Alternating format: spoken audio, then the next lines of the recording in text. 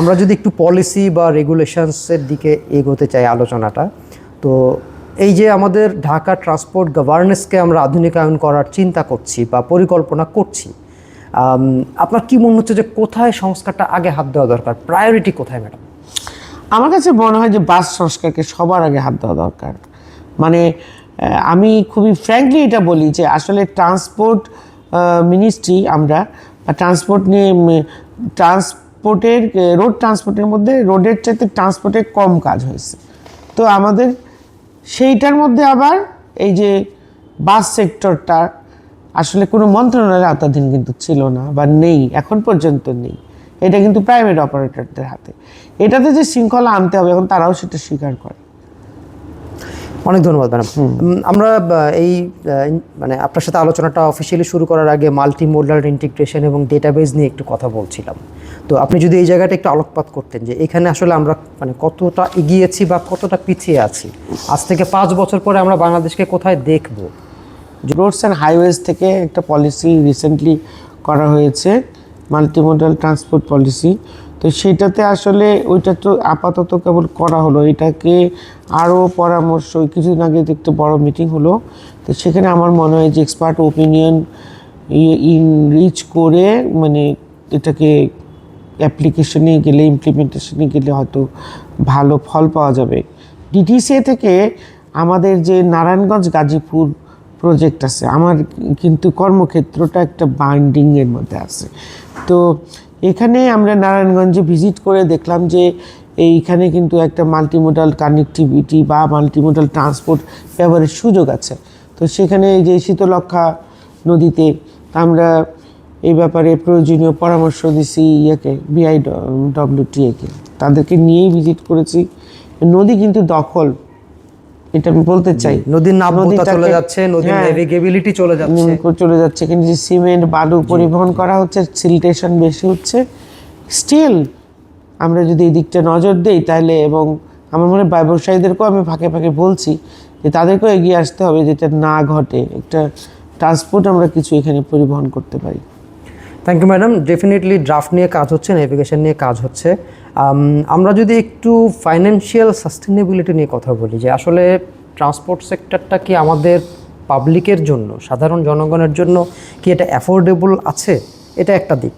আর একটা দিক হচ্ছে আমরা যে সংস্কারটা করছি সেটা কি খুব খরচ সাপেক্ষ, নাকি সেটা আমাদের সরকারের জন্য বর্তমান প্রেক্ষাপটে, আমাদের আর্থসামাজিক প্রেক্ষাপটে এটাও খুব মানে অতিরিক্ত উচ্চাভিলাষী কি কিছু হচ্ছে, নাকি এটা অ্যাফোর্ডেবল, এটা কি সাস্টেনেবল, নাকি এটা শর্ট টার্ম? আপনার প্রশ্নের উত্তর আমি এভাবে যদি দেই, সেটা হলো যে যে অবস্থাটাই আছে সেটা অ্যাফোর্ডেবল। কারণ হচ্ছে মেট্রো রেলের যে ভাড়াটা ফিক্সেশন করা হয়েছে সেটার সাথে আমি জড়িত ছিলাম অ্যাজ এ ডিটিসিডিডি। সেটা কিন্তু আমরা এটার একটা ল আছে, এবং জনগণের যে আর্থিক ক্ষমতা, সেটা এই পিপলস উইলিংনেস টু পে, এটা কিন্তু আমি জাজ করছি কীভাবে, যে দেখেন আমরা যে ঐতিহাসিকভাবে কিন্তু একটা দূরপাল্লার যানবাহন ব্যবহার করতাম না, এয়ারপোর্ট থেকে পর্যন্ত, মতিঝিল পর্যন্ত, তখন কিন্তু আমরা 100 টাকা পে করছি। তো সুতরাং Motijheel to Uttara it's very natural যে 100 টাকা ভাড়া, এটা অ্যাফোর্ডেবল, এটা জাস্টিফাইড। এবং যে কমফোর্টটা পাওয়া যাচ্ছে, ভ্যালু ফর টাইম যেটা পাওয়া যাচ্ছে সেটা। আর একটা হচ্ছে যে যেটা অ্যাফোর্ডেবিলিটি সরকারের যেটা বলতেছেন বা যারা অপারেটর, এটা একটা বড় রিস্ক ফ্যাক্টর এখানে। যে এটা আপনি স্বীকার করবেন যে আমাদের যে কি বলবো মানে কালচার এবং নানান ধরনের যে পরিবহন সেক্টরটার যে শৃঙ্খলাবিহীন একটা অবস্থা, এটাতে ইনভেস্ট করতে অনেকে ভয় পাচ্ছে। তো সেখানে সরকারি ইনভেস্ট করুক আর প্রাইভেট অপারেটর ইনভেস্ট করুক, তাদের রিস্ক ফ্যাক্টরটা কিন্তু আছে। হ্যাঁ, যে আমি যে ইনভেস্ট করবো ভাড়া ঠিক উনি রিটার্ন পাবেন কিনা। এখানে আরও একটা রিস্ক ফ্যাক্টর হলো বিজনেস মডেলটা সবার ঠিকভাবে জানা নেই। যারা ব্যবসা করছেন, এটা আমি বলতে চাই, তারা আসলে এই বিজনেস মডেলটা নিজেরা কখনো ডেভেলপ করেনি। বাস কতগুলো কিনে একজনের লিজ দিয়ে দিচ্ছে, যার ফলে এই বিজনেস মডেলটা কারোরই শেখা হচ্ছে না। এখানে তো আমাদের বড় লার্নিং হয়েছে ডিটিসি এর আমাদের, যে আমরা যখন এটা প্রিপেয়ারনেস নিয়ে কথা বলতে যাচ্ছি তখন আমি নিজেও দেখছি যারা কোনোদিনও বিজনেস করেনি তারা এইটা করতে আসছে। কেন আসছেন? বলে যে আমরা শুনছি আপনারা একটা লাভ দিবেন 1.5 লাখ টাকা পার মান্থ, এটা সেটা। তো এখানে আমার মনে হয় ব্যবসায়ীদের আসা উচিত আগায়, যে যারা এই যে ইম্পোর্ট করছে, যারা অ্যাসেম্বল করছে, তাদেরও একটা ডিউটি আছে।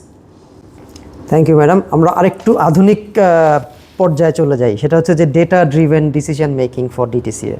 ডেফিনেটলি আমরা যখন তথ্য উপাত্ত নির্ভর সিদ্ধান্ত নিব সেটা অনেক বেশি কার্যকর হবে।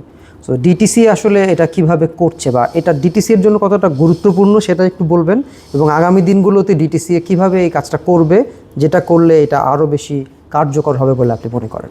অবশ্যই ডেটা ড্রিভেন হইতে হবে। আমাদের দুর্বলতাই এইটা, যেটা নিয়ে যার জন্য আমরা খুচরাভাবে কাজ করতেছি। হ্যাঁ, মানে আমার জানা দরকার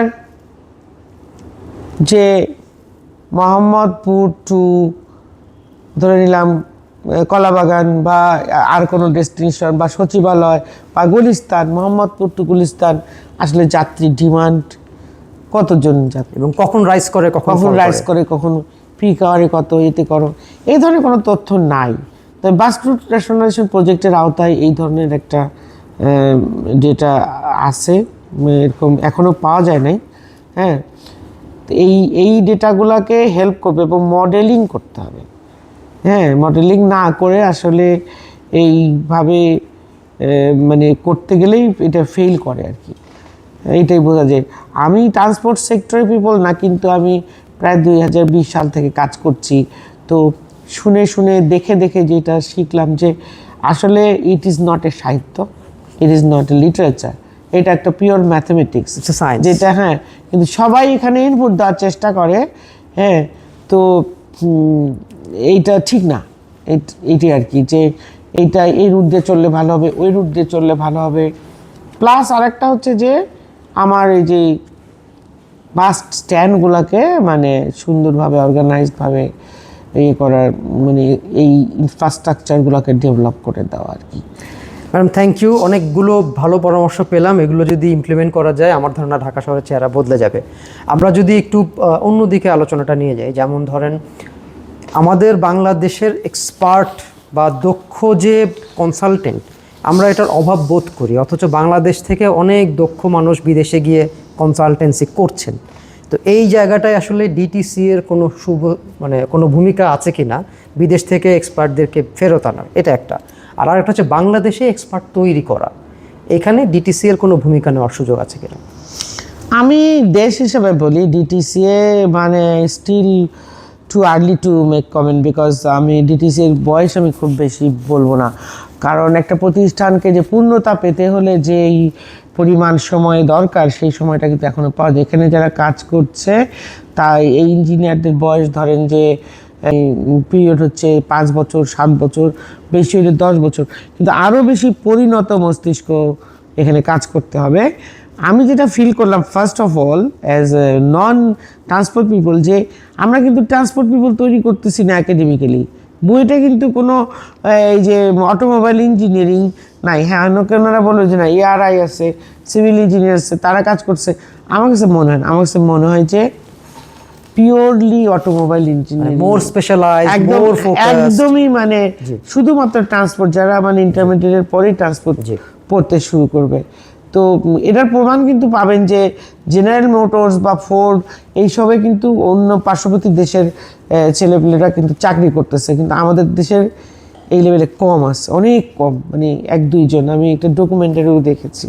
তো আমার ওইটা একটা ব্যাপার আছে যে ওই জায়গাটা কনসালটেন্টের কথা যেটা বললেন, হ্যাঁ, we are really lacking this, because আমরা যে স্পেসিফিকেশন করতে যেয়ে খুবই কিন্তু ভোগান্তি হয় এবং টেন্ডারগুলো অনেক সময় করা যায় না। কারণ হচ্ছে আমরা জানি না আমরা কী চাচ্ছি। আমি যে কনসালটেন্টের কাছ থেকে বুঝে নেব আমি কি গাড়ি কিনবো সেই দিকে কিন্তু আমাদের প্রফেশনাল নলেজে কম আছে। এই ক্ষেত্রে হ্যাঁ, এটা ভালো বলছেন যে করে আনা যেতে পারে এইরকম কোনো। দেখেন, যেটা হচ্ছে আমাদের এইড ডিপেন্ডেন্ট যে প্রজেক্টটা, যেটা আমরা লোন বা এইড বা টিএ প্রজেক্ট নিই, এইটা আমিও বলবো সরকারের কাছে উত্থাপন করা দরকার, যে আসলে ওইটা কিছুটা টাইট হয়ে যাচ্ছে, যে যে সরকার থেকে আমরা যেই প্রতিষ্ঠান থেকে আমরা লোন বা টিএ নিচ্ছি, তো ওই কন্ডিশনটাই হচ্ছে যে তাদের দেশের কনসালটেন্ট বা তাদের কনসালটেন্টকে নিতে হচ্ছে। তো সেই জন্যই এই বাধ্যবাধকতাটা আসতেছে, বাট সিচুয়েশন কিন্তু ডোনাররা আমাদের উপরে এটা চাপিয়ে দিচ্ছে। আমরা ডিটিসিএ তে সবাই কিন্তু ফরেন কনসালটেন্ট না। জি, এটা পরিষ্কার হলো। এটা অনেকের মধ্যে হয়তো এই জিনিসগুলা একটু অস্পষ্টতা ছিল। না, এটা প্ল্যানিং কমিশনের মিটিং এর সময় আমি বলছিলাম যে আসলে এই যে একটা মিটিং করে তারা সরাসরি ইউআই কল করে ফেলে, এটা টিএ প্রজেক্টের বেলা। তো এখন তো আস্তে আস্তে বাংলাদেশ মধ্যম আয়ের দেশ হওয়াতে টিএ হয়তো কমে আসতেছে, তবে লোন প্রজেক্টের ক্ষেত্রে কিন্তু এই রিফ্লেকশনগুলো আছে, প্রত্যেকটা দেশেই আছে, একক কোনো বলে না। হ্যাঁ, যেহেতু ট্রান্সপোর্ট প্রফেশনালস ফাউন্ডেশনের উদ্যোগে আজকের এই সাক্ষাৎকার পর্ব, তো আপনার কাছ থেকে মূল্যবান মতামত জানতে চাই যে আমরা যে একটা গ্যাপ পূরণ করার চেষ্টা করছি, একাডেমিয়া এবং প্রফেশনালস এবং প্র্যাকটিশনার্স এবং পলিসি মেকার্স, এদের মধ্যে একটা গ্যাপ ফিল করি আমরা, এই গ্যাপটা আমরা পূরণ করতে চাই। সেখানে আপনার পরামর্শ যে transport professionals foundation as an individual entity, as a pressure group or as a collaborator to the government, আমরা কিভাবে এইটা করতে পারি আর কি, মানে উদ্দেশ্যটা আমি বললাম। আপনাকে থ্যাংক ইউ, যে আমি আসলে একটা মিস করে গেছিলাম আগের প্রশ্নে, যেটা বলতে চাচ্ছিলাম যে ডিটিসিএ কি করতে পারে। ডিটিসিএ একটা যেটা করতেছিল যে আমরা লার্নিং সেশন করি না, তো এইটা এখন মার্কেট লিঙ্কেজ, স্টুডেন্টদের আসলে ট্রান্সপোর্টে যারা কাজ করবে তাদের জন্য একটা মার্কেট লিঙ্কেজ থাকে, মানে এই সেক্টরে কি হচ্ছে না হচ্ছে। সেজন্য আমরা কিন্তু যতগুলো প্রযুক্তি বিশ্ববিদ্যালয় আছে প্রায় সবগুলোকে টাচ করেছি এই বছর লার্নিং সেশনে।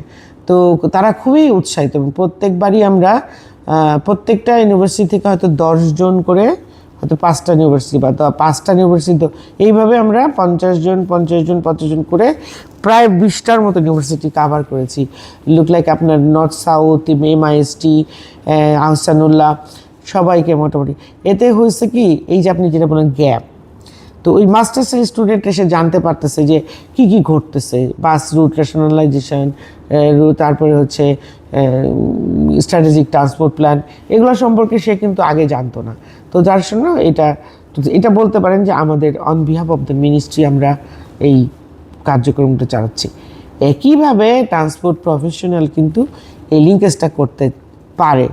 ইভেন ডিটিসি এর সাথে ট্রান্সপোর্ট প্রফেশনালস যে গ্রুপ, তারা একটা MAO করতে পারে, করে তাহলে যৌথভাবে করলে বিষয়টা আরও একটু স্ট্রং হবে। তাহলে আমরা ইন্ডিভিজুয়াল কাউকেও এই প্ল্যাটফর্মে আনতে পারি। হ্যাঁ, এবং লেট আস আইডেন্টিফাই সাম প্রজেক্টস, অনগোয়িং প্রজেক্টস, যেগুলো ট্রান্সপোর্ট প্রজেক্ট, সেগুলোতে আমরা কোথায় কোথায় কী আছে তাদের প্রজেক্ট পিপলের সাথে পরিচিত হই, এবং কোনো কনস্ট্রেন্ট থাকলে আপনারা ট্রান্সপোর্ট প্রসেস সহোদ্যোগী হয়ে সেই জায়গায় ইন্টারভেন করে, যে অমুক আমেরিকাতে একজন আছেন, উনি এই সেক্টরে কাজ করতে চান বা ভলান্টারিলি কাজ করতে চান, ইন্টারভেন করতে চান, ফার্স্ট পর্যায়ে ভলান্টারি আসলো, পরের দিকে ওনারা এনগেজ হতে পারে। তাহলে আমার লোকাল, মানে বাংলাদেশি রিসোর্স মোবিলাইজেশনটা হবে। এবং আমার মনে হয় একইভাবে আরও একটা বলি যে transport professional should look at, আমি যেটা ডিটিসি থেকে বলছি, যে মেড ইন বাংলাদেশকে প্রমোট করা আর কি। আমরা যেহেতু অটো তৈরিতে মাস্টার হয়ে গেছি, বাস তৈরিতে মাস্টার হতে পারি, ট্রাক তৈরিতে মাস্টার হতে পারি, কেন পারবো? টাটা পারছে, ইন্ডিয়া পারতেছে, মাহিন্দ্রা কেন পারবো না? তাহলে আবার আমাদের কমে আসবে, অবশ্যই এই ট্যারিফ কস্টটা থাকবে না। অবশ্যই। ম্যাডাম, প্রশ্নটা খুব সহজ, সেটা হচ্ছে যে আমাদের পেডেস্ট্রিয়ানদের, আমাদের প্যাসেঞ্জারদের বিহেভিয়ারাল চেঞ্জটা দরকার, একইভাবে আমাদের ড্রাইভারদের বিহেভিয়ারাল চেঞ্জ দরকার। আমরা জানি একটা ফুটওভার ব্রিজ আছে, কিন্তু আমরা নিচ দিয়ে পার হয়ে যাই। আমরা জানি লাল বাতি জ্বলে আছে, কিন্তু ট্রাফিক পুলিশ হাত না উঠালে আমরা গাড়ি থামাই না।